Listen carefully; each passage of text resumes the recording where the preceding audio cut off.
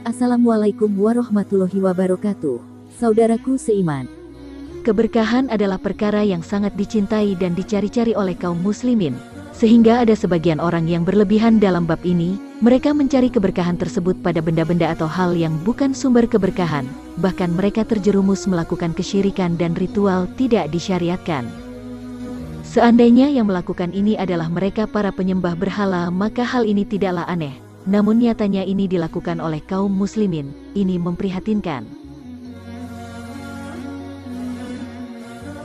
Kuburan dianggap sebagai tempat mencari berkah bagi mereka. Sholat, berdoa, dan baca Quran di kuburan akan mengundang banyak keberkahan.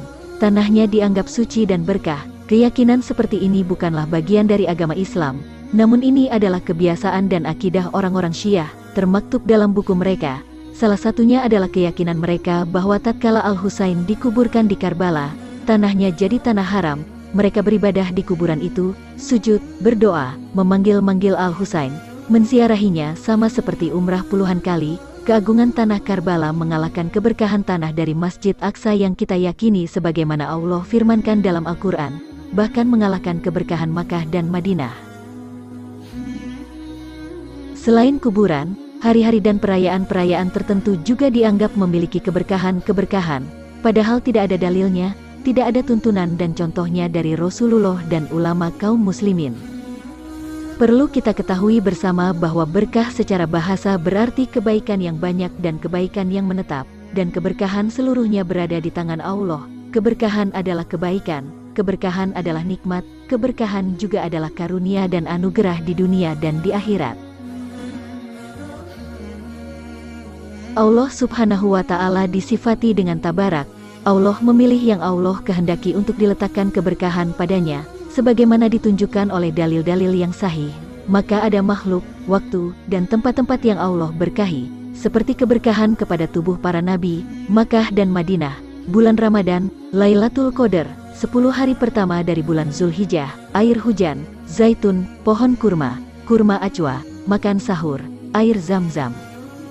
Maka secara umum keberkahan dibagi menjadi dua. Satu, nyata, yaitu seperti zat tubuh para nabi, air zam-zam, dan lain sebagainya. Dua, makna, yaitu ilmu para ulama, majelis para ulama, nasihat mereka berkah, dan lain sebagainya.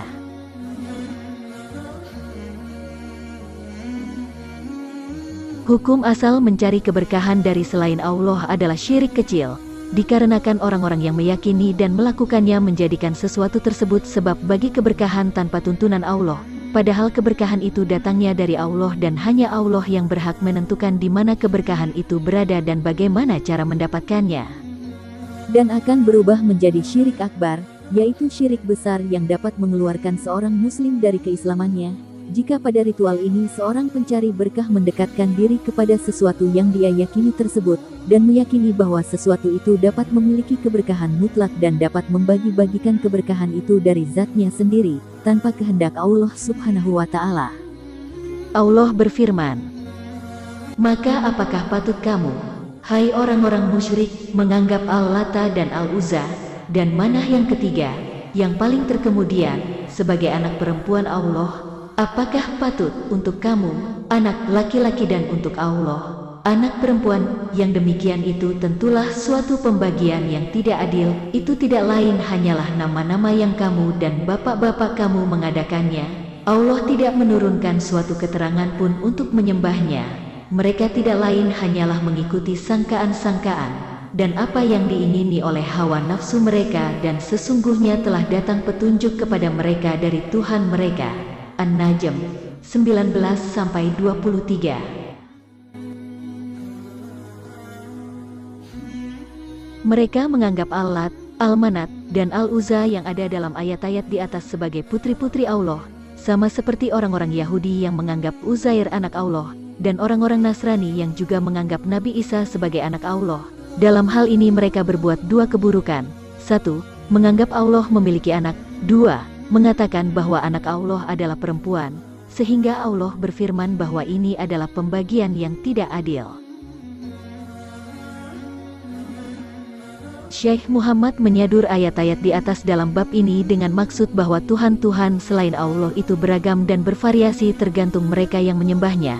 Al-Lata adalah kuburan yang kabilah Sakif di Taif, dan Uzza adalah pepohonan yang diberi kain, dihiasi dan diberi penjaga, disembah dan diagungkan oleh kaum Quraisy. Sedangkan Manat adalah batu yang diukir menjadi berhala, disembah oleh suku Aus, suku Khazraj, dan suku Khuza'ah. Mereka meyakini kekuatan-kekuatan tertentu pada setiap Tuhan. Agama-agama sesat lainnya juga melakukan hal yang sama, menganggap dewa ini dan dewa itu memiliki tugas-tugas tertentu. Padahal Tuhan yang sejati harusnya menguasai segalanya, tidak membutuhkan penolong, tidak membutuhkan teman dan istri untuk kesempurnaan, maha kuasa dan tidak sekalipun membutuhkan makhluknya, itulah Allah.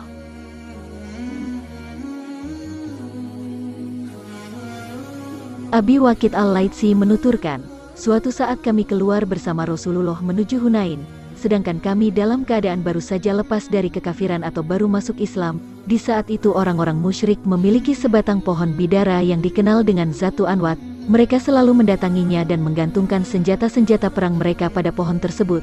Di saat kami sedang melewati pohon bidara tersebut, kami berkata, "Ya Rasulullah, buatkanlah untuk kami Zat Anwat sebagaimana mereka memilikinya." Maka Rasulullah menjawab, "Allahu Akbar, itulah tradisi orang-orang sebelum kalian. Demi Allah yang jiwaku ada di tangannya, kalian benar-benar telah mengatakan suatu perkataan seperti yang dikatakan oleh Bani Israel kepada Musa, buatkanlah untuk kami sesembahan sebagaimana mereka memiliki sesembahan." Musa menjawab, "Sungguh kalian adalah kaum yang tidak mengerti. Kalian pasti akan mengikuti tradisi orang-orang sebelum kalian." Hadits riwayat Turmuzi, dan dinyatakan sahih olehnya. Ini keberkahan yang diyakini oleh kaum musyrikin jahiliyah. Saat para sahabat berlalu di sisi mereka, tiba-tiba para sahabat yang baru memeluk Islam meminta diadakan pohon keberkahan sebagaimana yang mereka lihat. Sontak Nabi kaget dan menegaskan pada mereka bahwa ini adalah tradisi orang-orang musyrik dulu, dan mengingatkan bahwa kita harus menjauhi segala bentuk ketergantungan kepada selain Allah. Tidak ada kebaikan kecuali berasal dari Allah.